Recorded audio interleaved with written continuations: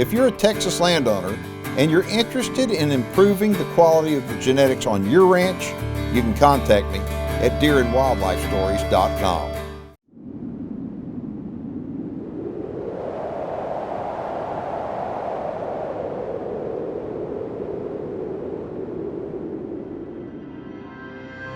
As a deer hunter, I want to know all I can about America's favorite big game animal. That's why I became a deer farmer. Without deer farms, we lose our greatest resource for research and whitetail management. With them, we gain more knowledge than ever before. Join me as we discover the truth about whitetails and meet those who work every day to preserve this great species for future generations.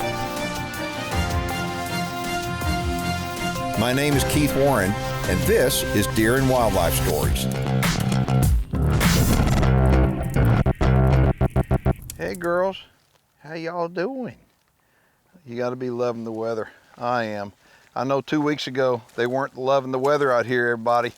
Welcome show, my name is Keith Warren, and this is Manvel, Texas. Just outside of Houston, where 2 weeks ago, Hurricane Harvey slammed into the coast, and I mean, put a hurting on everybody. On today's program, we're at Tejada Whitetails, and we're gonna introduce you to some really tough deer.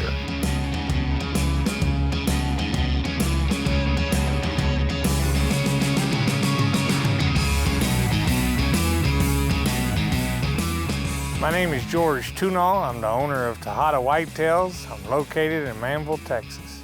Manvel, Texas is just a little bit south of Houston, about 19 miles directly south on 288. We've been deer farming about 5 years. We have a little over 20 acres under pen.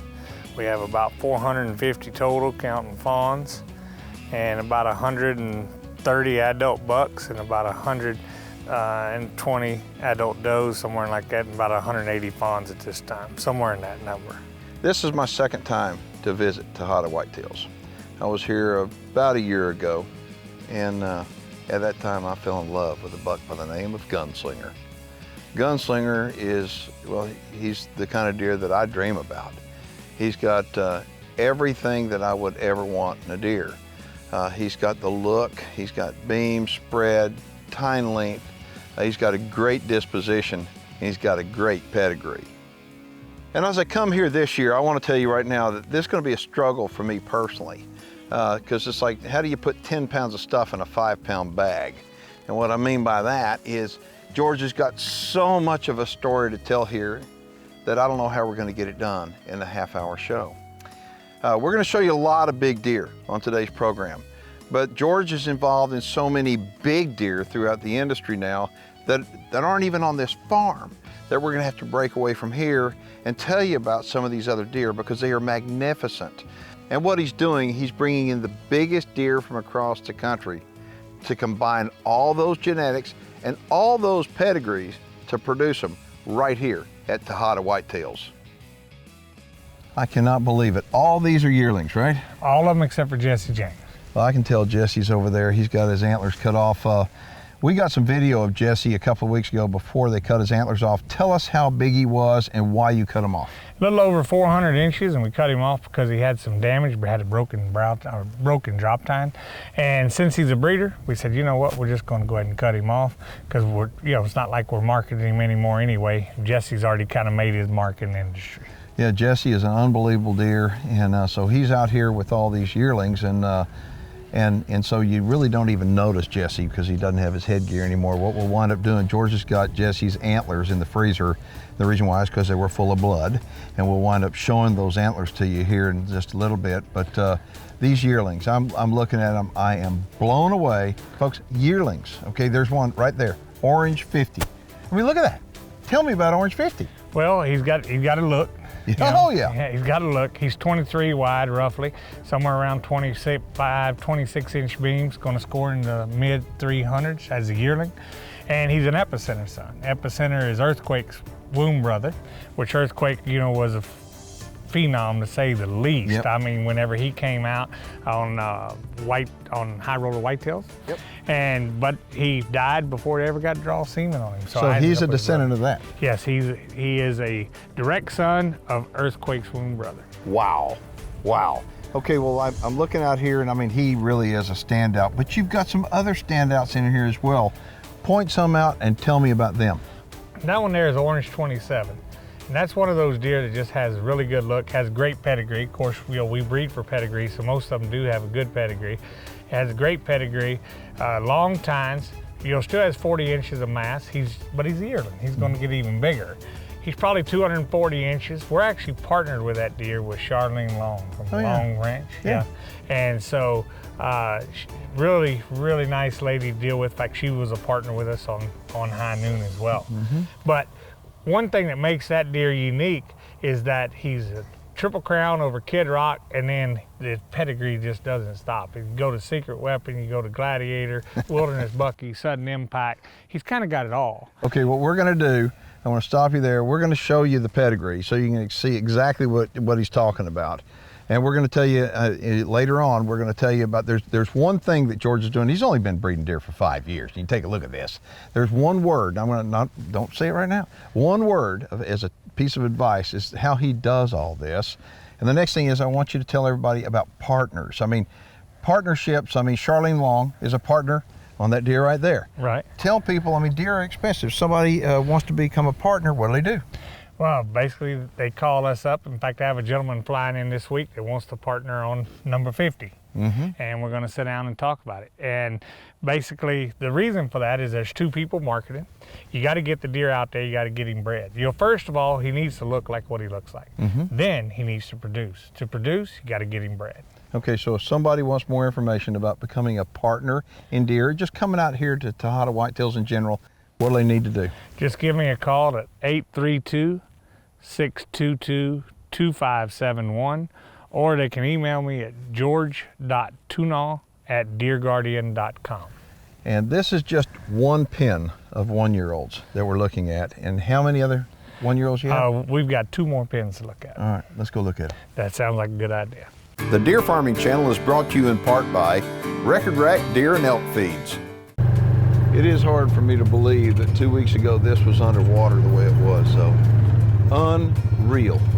Well, I tell you what, it's really dried out, and we're excited that it has dried out finally, that's for sure. Well, it's pretty.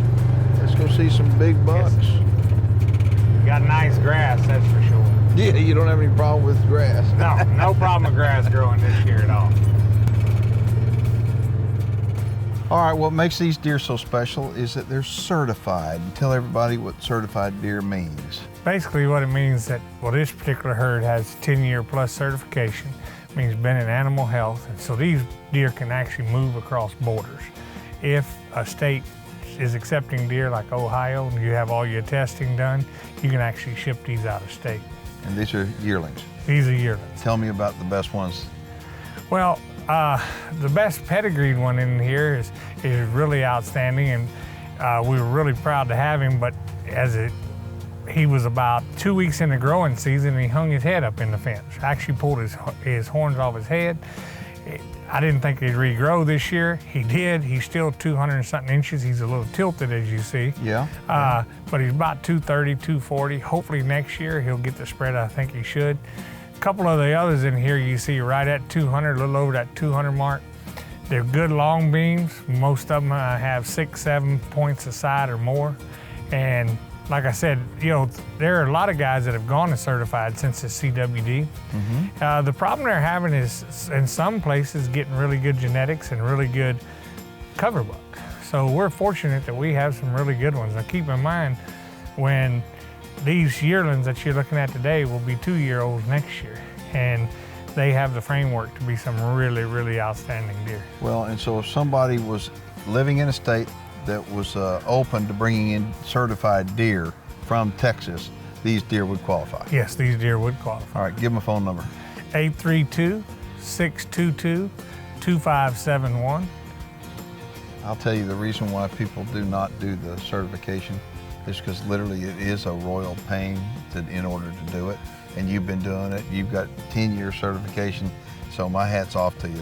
I mean, there's not many people in the state of Texas that got certified herd. And what you need to understand, that this is a separate part of his program right here, completely separate from the other pins.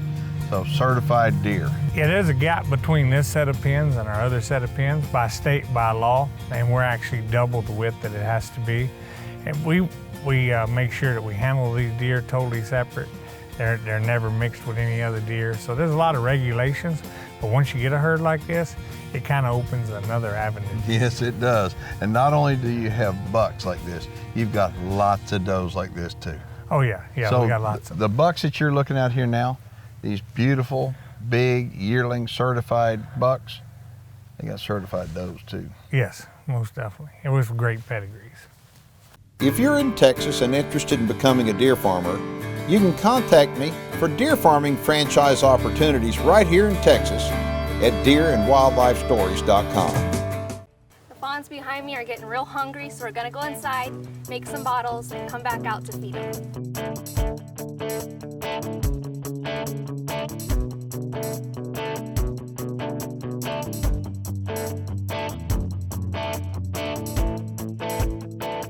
All right, so y'all may be wondering why I have these on my feet. It's that way we don't transmit germs to other fawn pins whenever they're little. How are y'all today, huh? How are y'all? I know, you're so hungry. Come here, Rocky.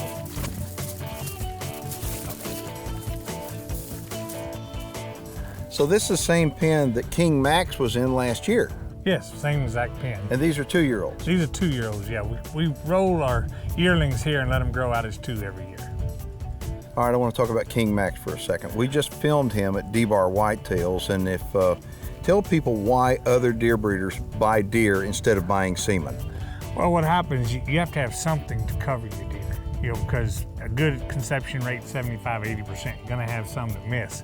Plus, you wanna have a buck that you can promote, a buck that's on your place to help your program, that you're not having to buy semen every time. Okay, so tell me about some of these 2-year-olds, because you've got a pen full of them. Well, Blue 18 we're actually gonna cover with this year. That's the big one with the big forks. On the back, 15+ inch tines, probably gonna finish in the 16 somewhere. He's probably gonna miss 30 inches, probably gonna be right at that 29-inch mark, but he's gonna have 30-inch beams. Still has a lot of growing to do. Then when you look at Blue 22, walking right there past him, he has if you look at his left side, he's absolutely perfect. He's 5 tines going up, has a lot of kickers and forks off of him. His right side, he would have been as well, 33–34-inch deer, but the problem is he scraped the food trough whenever he just started growing. We were actually gonna cut him because he was bleeding real bad, broke the velvet. That's what made those drop tines. He's actually a clean deer. But again, that's another deer that he's 2-year-old, gonna be 33–34 inches wide, gonna be 360 inches, all up tines, if it wasn't for that little damage on his right. Just a really good looking deer, something that the industry wants. Okay, so hold on, these other deer in here, most of them are gonna be sold then, right? Yeah, most of them, in fact, they all are sold. Okay, so tell them why they put them out in the pasture. It's for breeding. Well, it's to better their genetics. I mean, the problem is that you can go in here and you can call and you can manage, and it takes years and years and years, and somebody gets killed just about the time they're ready to breed. Another buck sticks him. Here you get the best genetics, you know what's on their paper, and you put them right in your pasture, and you transfer those genetics to your herd. Okay, so these bucks right here are mostly sold. You got a couple of them you're gonna use as backup breeders. Okay, but if somebody, like by the time this show runs, next year, folks, the bucks you're looking at right now, these bucks out here, I mean, you're gonna have better 2-year-olds next year. Well, yeah, if you look at, earlier in this tape, the yearlings. Yep. If you go back and look at last year's yearlings, our yearlings this year are probably an average of 30–40 points larger. And it's just because we're deeper into the pedigree. So I assure you, these 2-year-olds you're looking at, that the next year's 2-year-olds are gonna be quite a bit bigger. Okay, give them a phone number so they can call you and make a plan to come on out. All right, it's 832-622-2571. And you can email me at george.tunal@deerguardian.com. The Deer Farming Channel is brought to you in part by New Dart, leading the industry in accuracy. It's really fun being able to deer farm because my wife enjoys doing it with me. is, you know, I've loved to hunt, I love the outdoors, and she loves them as well. Maybe not to the extent of roughing it, but when it comes to deer farming, she loves to watch the babies, she loves to watch the deer grow, she loves to watch the does. There's no part of it that she doesn't like. So every night she's been out here with me, my little girl's been out here with me, and not that they had to be, but they truly wanted to be. All right, I know that I'm gonna probably get in trouble from some people in the deer industry for doing this, but out of all the deer that I've seen in the country, last year and this year, I wanna show you my favorite, and he's right there. And his name is Gunslinger. And he's absolutely beautiful, and tell everybody how old he is now. He's 5 years old this year, and we breed him pretty hard. Yeah, and you can actually tell from looking at him, he's not like he looked last year, but he's still got that same beautiful frame, the same tine lengths. And the thing that I like about him is that he's kept it now year after year. We can show you footage of him from when he was a 3-year-old, for example. And when he was 3, you could tell that he was destined for greatness. And then we can show you when we were right here last year, when Gunslinger was 4 years old. And then now at 5 years old, but you know, and he has regressed a little bit. But as a deer breeder, I mean, you've got to really kind of question how hard do you want to breed them. That deer is worth a lot of money. And breeding that deer will result in lots of money in your pocket. And so you've got to make a decision on what you're going to do with him, right? Yeah, sometimes, I mean, you have to make decisions you don't want to. And that is that you breed him a little heavy, you have really good does. And if you'd have been at the auctions the other day, and you were at them there at DBC and TDA as well in Texas, he had the highest consistent lots there. And he didn't have 1 or 2, he had 20-something lots between those 2 sales. You would think that may overpopulate, you know, a particular genetic, but everybody was after him. So when you look at that, you say, hey, James Butler made the comment to me. He said that deer never has to grow another horn in his life. He said he's already done what he needs to do. He's proved that he's going to do it year and year again. At 2, he was big. At 3, he was a giant. At 4, he was an absolute monster. At 5, you can see again, he's still 33 inches wide, 33-inch beams, long tines. He's just proven that he's going to do it year after year. Okay, so I got to ask the question, is he for sale? Well, if he was for sale, he sure wouldn't be on sale, I can tell you that. But it would take a whole lot to get him out from underneath me. Between him and Jesse James, they are Tejada Whitetails. Well, Tejada Whitetails in 5 short years has come to a place that a lot of deer farms haven't reached ever. And it's from a strategy that just is really based upon one word. And that one word, George has said it several times in the show, is pedigree. It's all about pedigree. And when you have the right pedigree, they're worth a lot of money. And if you take a look at Gunslinger, I think you'll understand how Gunslinger is my favorite buck. George, good job. Thank you very much. Appreciate it. All right, if somebody wants more information on coming to Tejada Whitetails, give them a phone number. 832-622-2571. And I want to throw something out here. Okay, this is, we're right now, first week of September. We're 2 weeks past Hurricane Harvey that devastated the Texas coast. It didn't devastate Tejada Whitetails. Tejada Whitetails is alive and well. The Tunall family is out here working every day to make sure these deer are nice and healthy. You've got a wonderful team set up. And if you want more information to come on out here and see my favorite buck, give George Tunall a call. Again, thanks, George.